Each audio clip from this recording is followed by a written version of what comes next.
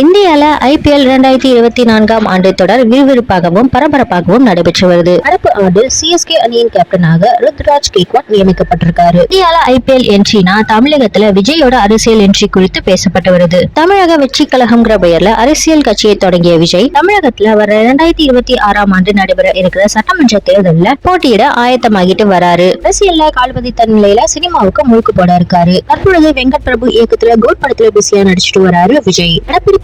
விஜய் எங்க போனாலும் அவரை சூழ்ந்து கொண்டு ரசிகர்கள் மாலை போடுவதும் அவருடன் செல்ஃபி எடுப்பதும் தளபதி விஜய் என்று கோஷமிடுவதும் வழக்கமாக இருக்கு. தற்பொழுது விஜய் மற்றும் த்ரிஷா நடிப்புல உருவான கில்லி திரைப்படம் ரீ-ரிலீஸ் ஆகி வெற்றி நடை போட்டுட்டு இருக்கு. இப்படிப்பட்ட சூழல்ல CSK அணியோட கேப்டன் ருத்ராஜ் கெய்க்வாட் OTT தளத்துல தளபதி விஜய் நடிப்பில் திரைக்கு வந்த லியோ திரைப்படத்தை பார்த்து மகிழ்ந்திருக்கார். தனது லேப்டாப்ல லியோ படத்தை பார்த்ததை இன்ஸ்டால ஸ்டோரியா பதிவிட்டிருக்காரு. இதற்கு முன்னதாக மும்பை இந்தியன்ஸ் பிளேயர் சூரியகுமார் யாதவ் விஜய் நடிப்புல வெளியான வாரிசு திரைப்படத்தை விமானத்துல சென்றவாறு பார்த்திருக்காரு. இது தொடர்பான வீடியோ காட்சிகள் சமூக வலைதளங்கள்ல வெளியாகி வைரலாச்சு. சாதாரண ரசிகர்களுக்கு மட்டும் இல்லாம கிரிக்கெட் பிரபலங்களுக்கும் பிடித்த ஹீரோவாக விஜய் இருக்கிறாருங்கிறத இதன் மூலமாக புரிந்து கொள்ள முடியுது.